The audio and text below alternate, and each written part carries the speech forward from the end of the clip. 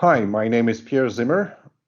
I'm a managing director at Accenture and consumer goods sales and commercial lead within the Accenture Salesforce business group.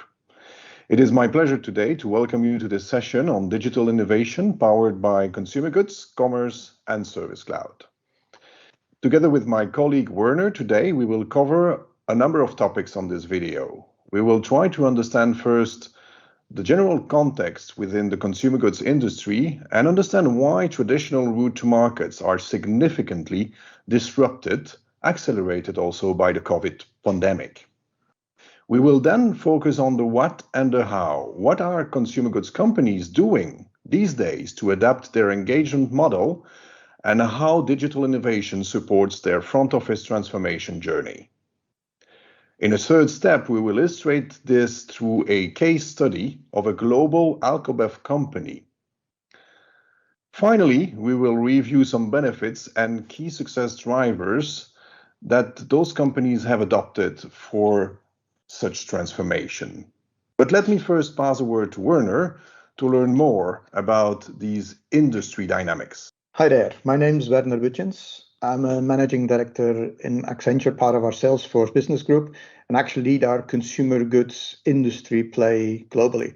I've spent most of my time helping our clients with front office transformations. Hence why what we're gonna talk about today is literally what I do in a day in, day out basis. Now, talking about consumer goods, if you see what's going on in the route to market, also the front office, and when we talk front office, I'm really meaning sales, marketing, service, and distribution. There's actually quite a few things which are ongoing, a drastic change for the moment. Part due to COVID, part due to new dynamics in the market. If you look on, just to start with a clear example, think about the COVID pandemic and what's happening to the field sales, the people who are actually visiting customers. I mean, they have been had to work from home, have not been able to travel for a while, so have been seriously disrupted, which basically disrupted the whole route to market model for our customers. So they've been thinking on, or they've been adapting a number of additional methods, tactics. Think about e-commerce, think about more active use of call centers or customer service to actually compensate for this. So to reach out to the customer via digital channels and then try to do business as usual as much as possible. Now, that also meant that a lot of the channel dynamics on how they actually talked and transacted with their customers have merged over time, or are at least blurring. Think about an order coming in, follow-up happening via a traditional call center, and sometimes individual calls or WhatsApp conversations from the reps actually following up on that. Also, customers in itself are in the end becoming more and more demanding. I mean, they demand experiences which they're used to from an Amazon, for example, within 24 hours delivery, immediate response, and also from a service perspective, they of course have adapted to those kind of expectations. And at the same time, the expectations of our different route to market stakeholders for our consumer goods companies are of course evolving as well. Think about the consumer also being spoiled by Amazon, but equally thinking about no longer just walking into a shop to actually buy a product, but collecting much more information online, hearing out with friends how it's going via social media and so on. So again, the expectations and the information which a consumer expects are, and of course the expectations of the route to market partners for our consumer goods companies have evolved as well. Start thinking about consumers, for example. They want to be better informed. Very simple. They no longer just walk into a shop and buy a product. They probably research online what the benefits of certain products are, will compare prices, talk to their friends to basically find out which is the best product to buy. Second, look at the wholesalers or the distributors, the partners basically. once our consumer goods companies start selling or transacting online, they are still on the line to actually provide part of the service and deliver the product, or deliver the product together with products from other consumer goods companies in case of wholesaler. So that integration and the expectation to continue to serve the customer at the same level of service is, of course, very important, but challenged by the new models. Think about our retailers and our outlets. They actually face the pressure from the Amazons, from the new channels, from new competitors which are popping up. So they want to increase their services to the customer to create an additional layer of loyalty. So again, expectations dramatically changing. Last but not least, think about marketplaces and audit itself.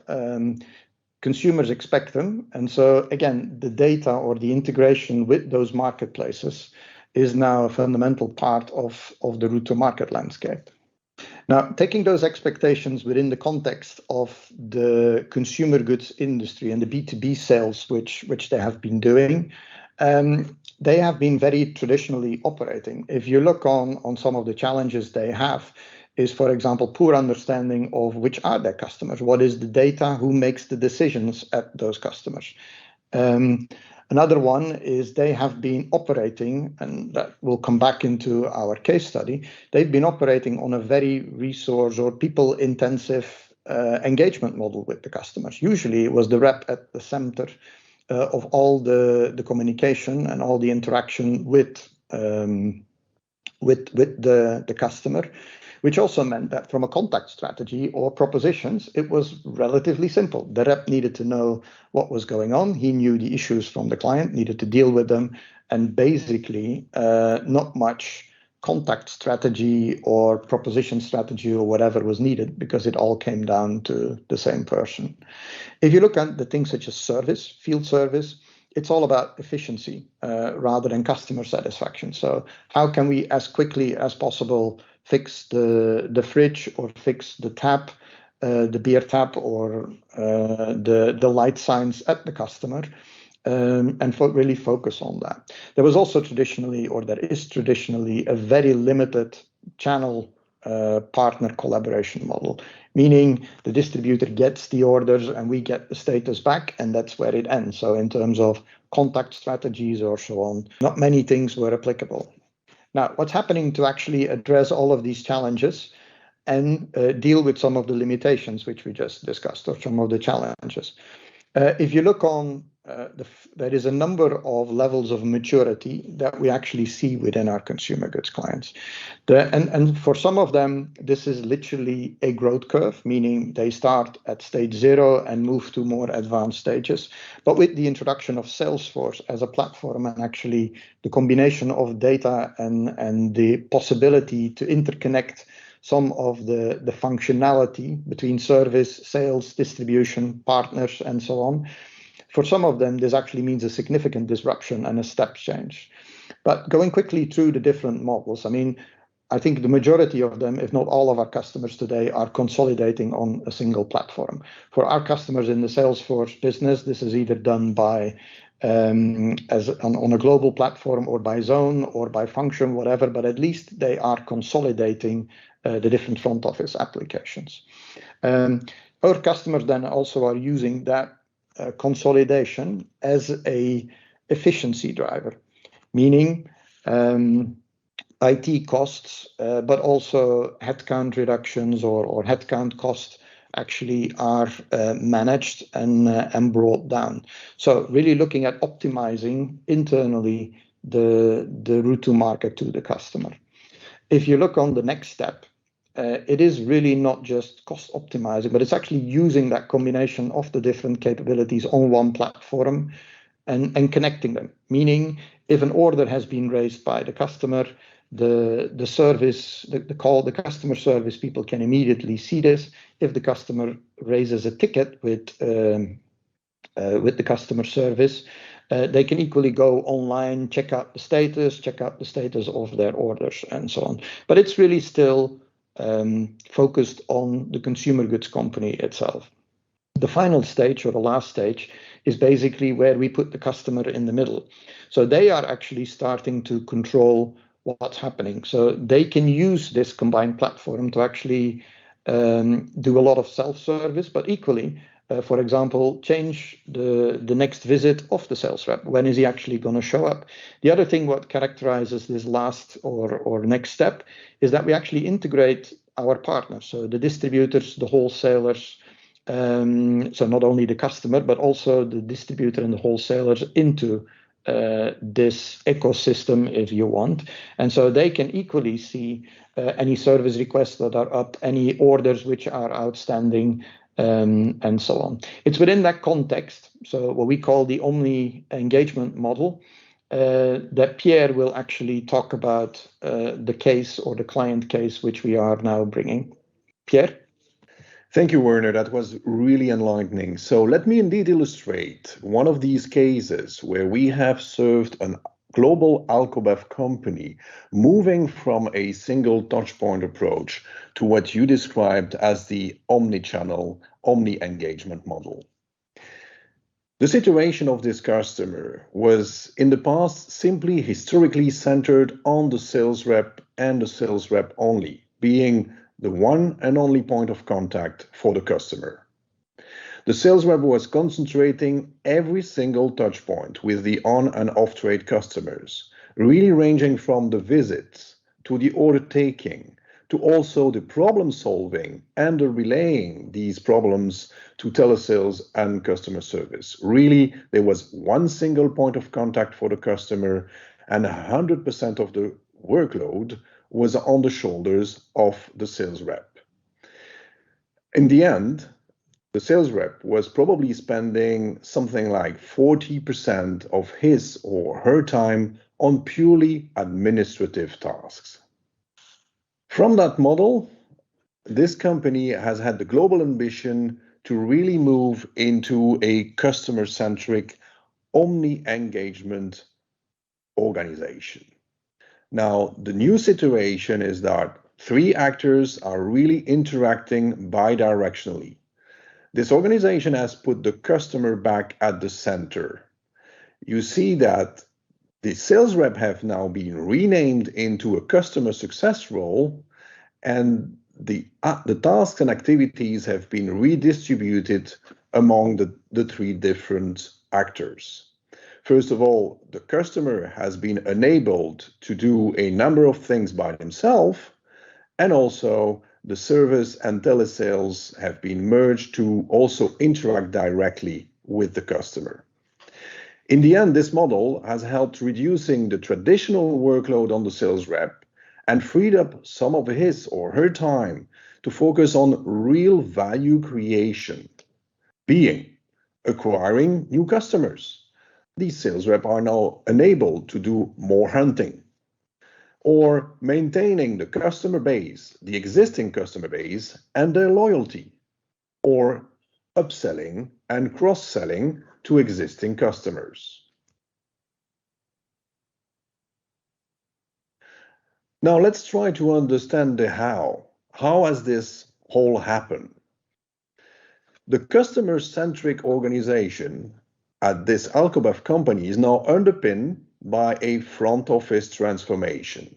The Salesforce platform is at the heart of this transformation, enabling the self-services for the customer for both order taking and self-care service, for instance, but also connecting the customer directly with service and telesales, sharing a single view of his actions and or of his inquiries. Transforming the customer success role with less admin tasks and more conversion, more hunting, supported by advanced analytics, underpinned also and supported by conversational commerce. All of this has been supported by the single platform offering a 360 degrees view of the customer, but equally for the customer, offering a 360-degree view into the organization through this omni-channel touchpoints. What are the Salesforce components that have been put in place at this alcobev company? Well, first of all, Consumer Goods Cloud is at the heart of the transformation. Second, B2B commerce has been also enabled, as you understood. Service Cloud has been brought into the mix as well, and all of that served by artificial intelligence and Einstein AI. Now, having said all of this, Werner, can you tell us more about the business case drivers and also the expected outcomes and success drivers of such a transformation? If you look at it, what's effectively happening at the client and at the rep specifically, it's basically a movement of time. The goal of the exercise was actually to free up non-productive time from the rep so that you could actually spend this on either hunting or farming activities, growing revenue, and so on. If you look at the slides which we are showing here at the bottom, you can see that actually some of these changes were quite dramatic. In the traditional pre-transformation model, actually about 50% of the rep's time was spent on taking orders, which in the end is mechanical and not really productive, doing admin work or planning his own visits and so on, so admin type of time. The goal by using tools on the Salesforce platform and the new processes is to actually reduce this to less than 20%. He will still follow up on order taking, but it will then be for upselling purposes or to deal with specific questions or issues regarding the order from the customer rather than do the mechanical order taking. Issues management being moved completely to a customer service or an online self-service model, again, frees up significant part of his time. That actually allowed this customer to move or to create a lot of additional hunting and farming time. Hunting, up to 20% of the rep's time would be spent on going out to new customers, trying to contract them, trying to sell in products and so on, or actually having business discussions with the existing clients to grow their business, introduce new products, upsell, cross-sell, but basically making both more successful. Needless to say that these kind of changes in the time spent by the rep, and I'm very well aware that I'm here focusing on one aspect of the whole business case, is actually quite dramatic in terms of impact, and the results, which I'll come to in a second, were quite significant. Other things, for example, we're now supporting the rep by providing him the right data and insights at the point of sale, at the store, so that it's no longer him who needs to come up with what is the next best action here or what product should I recommend, but actually has all these information proposed to him. But equally, when the customer would call the call center or go online, he would actually see the same recommendation, so that towards the customer, there is this level of consistency in terms of engagement with him. If we look at the expected outcomes, we started the journey about a year and a half ago. So these are expected outcomes for all clarity, but bottom up, and this is working with the actual countries and end markets, they expect a 4 to 7% revenue growth, which is quite significant, while there is actually while this is combined with a significant reduction in our cost to serve.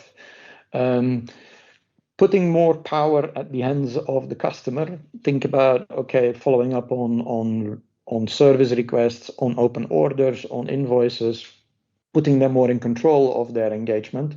For example, replanning a rep's visit when it's more suitable to him. Also, of course, improves the churn rate. Last but not least, by actually all the time now spent with the customer to actually help them grow their business, right, through the upsell or cross-sell model, but actually making sure the customer grows at the same time. They're more successful, therefore churn is reduced significantly. All of that also leading to an increase of volume of about 7 to 10% for this specific market or customers. And these are real numbers from a market which is actually committed to this in their multi-year plan.